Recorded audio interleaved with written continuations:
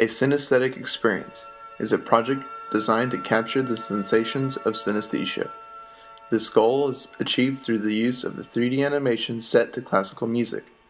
The equipment used for this project are a stereoscopic 3D viewer and wireless headphones, allowing for a more personal experience for the viewer.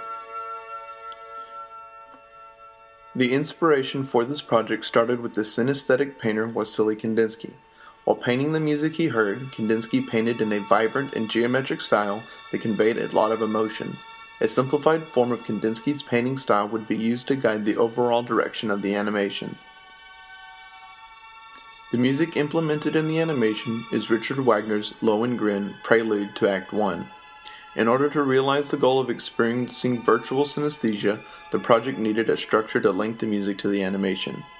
Alexander Scriabin, a composer who Kandinsky respected, produced a color music theory in which he linked musical notes on a scale to corresponding colors on a color wheel. To begin the animation process, I listened to music and created the initial storyboard based on my interpretation of the music.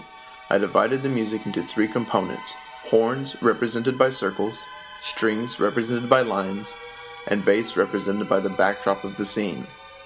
Then, I analyzed the sheet music and determined the timing of the notes played in the audio track used for the animation.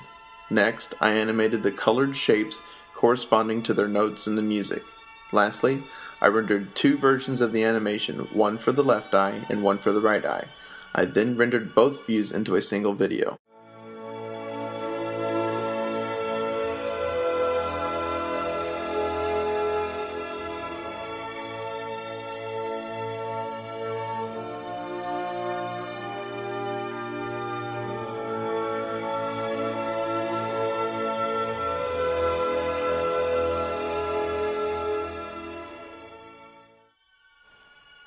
My initial designs for the equipment involved the use of a head-mounted display in conjunction with wireless headphones.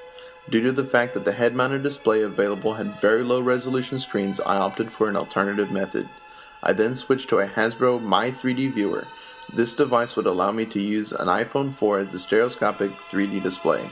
With the iPhone's Retina display, I could use a screen that contained a pixel density of 326 pixels per inch, allowing for a much clearer viewing experience.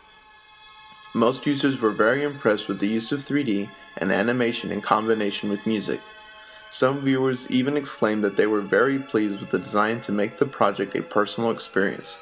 One viewer did point out that they were not satisfied with how the 3D clipping was handled in the animation. Given more time and funding, I would like to experiment more with the use of the 3D effect in the animation. I would also like to use more representational shapes showing the other instruments featured in the music.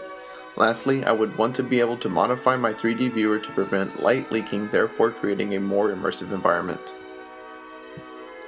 With the amount of positive feedback that I received from my audience, I can say that my project achieved its goal to emulate a personal and virtual synesthetic experience. Kandinsky would be pleased.